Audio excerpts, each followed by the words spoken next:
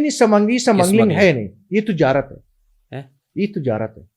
دیکھنا یہ چوری ابھی ہمارا قاسم بوٹ میں بھی ہوتا ہے. نہیں اسمگلنگ میں اور تجارت میں تو فرق ہے نا حاجی نہیں, یہ بھی تجارت ہے. وہ کیا اسمگلنگ بھی تجارت ہے؟ تجارت یہ دیکھنا حرام نہیں ہے, حرام نہیں ہے. اسمگلنگ حرام نہیں ہے؟ نہیں اسمگلنگ دیکھنا اس کے لیے کوئی چیز دیکھنا آپ کا کوئی کھانے پینے چیز کے لیے حرام بول سکتے ہیں؟ کوئی آپ نے کوئی کھانے چیز کے لیے آپ حرام بول سکتے ہیں؟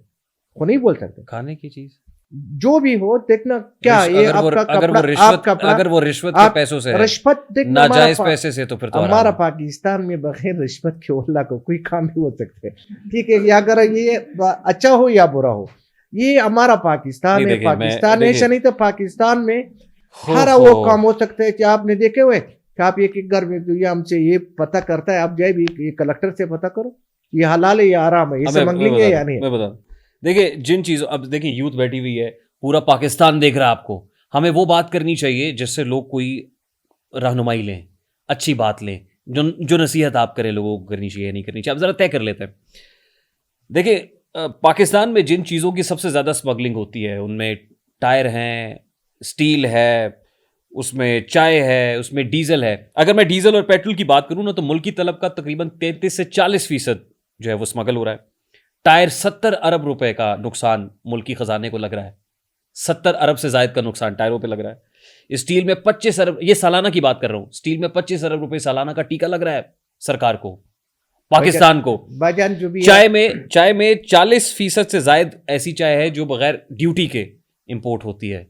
تو یہ تو سرکاری خزانے کو نقصان ہو رہا ہے حاجی صاحب. یہ کون کر رہا ہے نا, یہ سرکاری خزانے نے ایک صادق خونی ہے.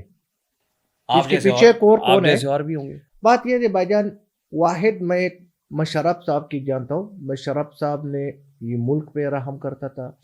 اس وقت یہ کتنا چیک پوسٹ تھا سارا ختم کیا. آپ یہ نیچے کریں کسی سے انٹرویو اس کو آپ اٹھا کے لو. مشرف صاحب چمن سے لے کر کراچی تک اپنا گاڑی میں گیا. اس وقت کی بات میں یہ ہمارا آرمی چیف تھا, اس نے سارا چیک پوسٹ ختم کر کے یار یہ لوگوں کا روزگار دو. کوئی فرق نہیں پڑتا ہے کہ اگر قاسم بوٹ میں یا لاہور کی کوئی پورٹ میں 10 بندے کا آئے گا, یہ اس میں 1000 بندے کا آئے گا, کوئی فرق نہیں پڑتا ہے.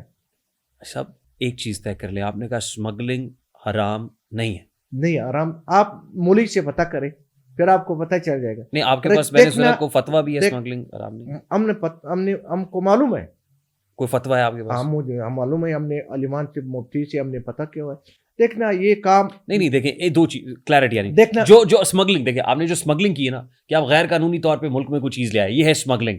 ٹھیک ہے, ایک چیز میں نے آپ سے جو آپ لے کے آئے تھے نا جو اسمگل تھی وہ میں نے آپ سے خرید لی.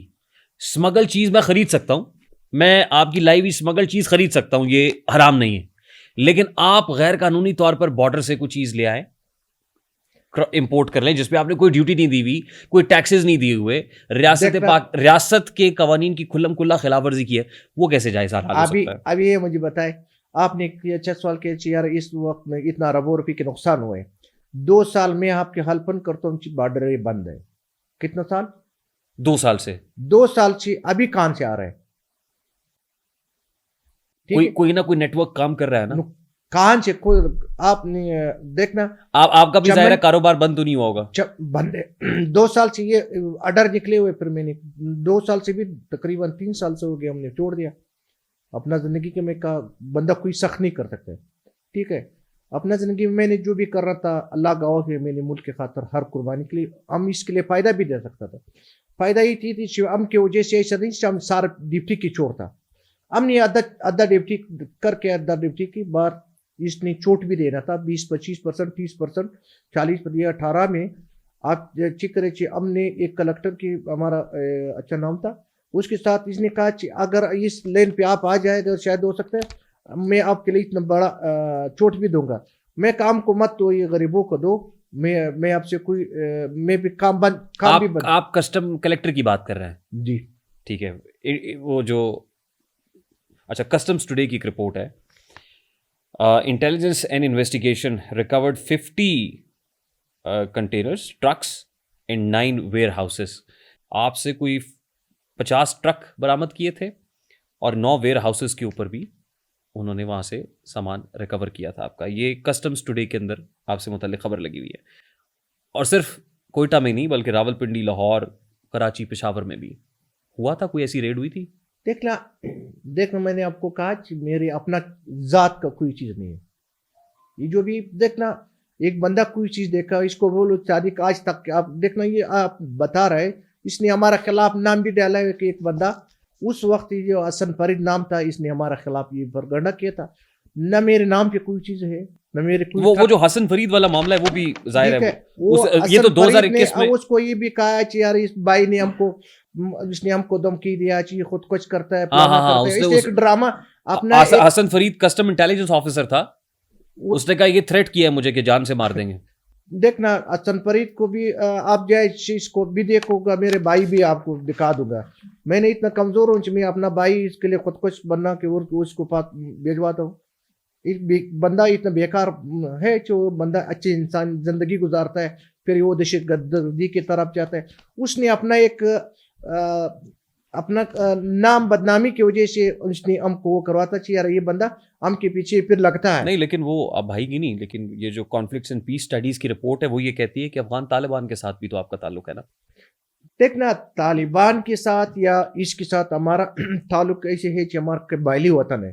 دیکھیں ایک طرف تو آپ کی باتوں سے لگتا ہے کہ آپ بہت محب وطن پاکستانی ہیں, بہت عاجز ہیں, آپ ملک کا درد رکھتے ہیں, مظلوم عوامی تحریک آپ نے شروع کی ہوئی ہے, لیکن دوسری طرف آپ یہ کہتے ہیں کہ اسمگلنگ بھی جائز ہے, اسمگلنگ بھی حلال ہے, اور اسمگلنگ سے آپ نے پیسہ کمایا بھی ہے. بھائی جان تو یہ ملک کے اوپر آپ نے احسان کیا ہے یا ملک کو چونا لگایا ہے؟ نہیں, میں نے جو بھی اس وقت کے اس سلسلہ سارا پاکستانی سنی تھا کہ خیبر پختونخوا میں آپ نے دیکھا تھا تورخم میں نہیں آتا تھا, آپ نے سٹ بارڈر میں نہیں آتا تھا, ہمارا چمن بارڈر میں نہیں آتا تھا, کپتان کے بارڈر میں نہیں آتا تھا. اس کے لیے دیکھنا اس نے خود اس لوگوں کے لیے روزگار دیتا تھا. ٹھیک ہے, اس کے بعد میں نے جو بھی پاکستان کو فائدہ پہنچایا وہ بھی آپ کو کسی سے پتہ کروا دو کہ یہ آپ نے کہا کہ اس میں جو بھی میں نے پاکستان کے لیے رینیو بنایا وہ کورونا کے ٹائم پہ یا پلانا پہ نہیں شاید ہو سکتا ہے وہ زندگی بھر کی پھر بھی نہیں بنا دے گا.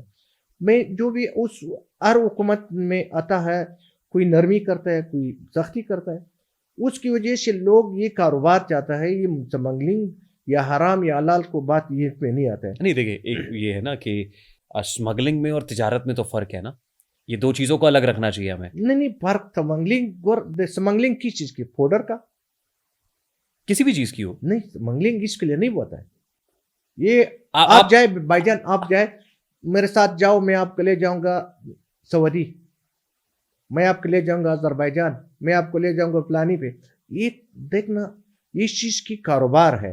اسمگلنگ وہ ہوتا ہے کہ پھر آپ کو بیڑا کر کے 50 سال سزا ہو گیا, 20 سال سزا ہو گیا. آپ کو تو ہوتی نہیں ہے نا, ٹھیک نہیں, ظاہر ہے آپ تو تگڑے آدمی ہے نا. نہیں یہ اسمگلنگ اس چیز کی ہونا چاہیے کہ اسمگلنگ کا 20-25 سال وہ بندہ سزا ہوتا ہے, منشات یا آئس بیچتا ہے یا چرس بیچتا ہے یا پلانا کرتا ہے. الحمدللہ ہم نے اس چیز سے نہیں ڈرتا رہے کہ پاکستان کے قانون میں اسمگلنگ جائز ہے یا ناجائز ہے؟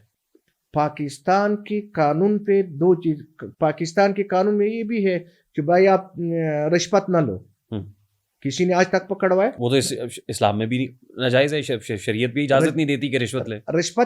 رشوت دینے میں جس میں فرق ہے, ایک رشوت دینے انسان کی جان کے ہوتا ہے, ایک انسان کی کاروبار کے ہوتے ہیں. اس میں آپ کو پتہ ہے کہ رشوت یہ لوگوں کا کس طریقے سے ہوتا ہے. ہمارا ملک میں آپ کون سا صاف ستھرا ہے مجھے بتا دے کہ میں اس کو بولوں کہ اس رشوت سے صاف ستھرا ہے. اس میں ایک تو پرابلم پتہ کیا ہے, میں جس سے بات کرتا ہوں نا تو وہ کہتا ہے وہ سیکٹر بھی تو گندا ہے, وہ بھی تو خراب ہے, میرے سے کیوں بات کرتے ہو, پہلے اس کو ٹھیک کرو.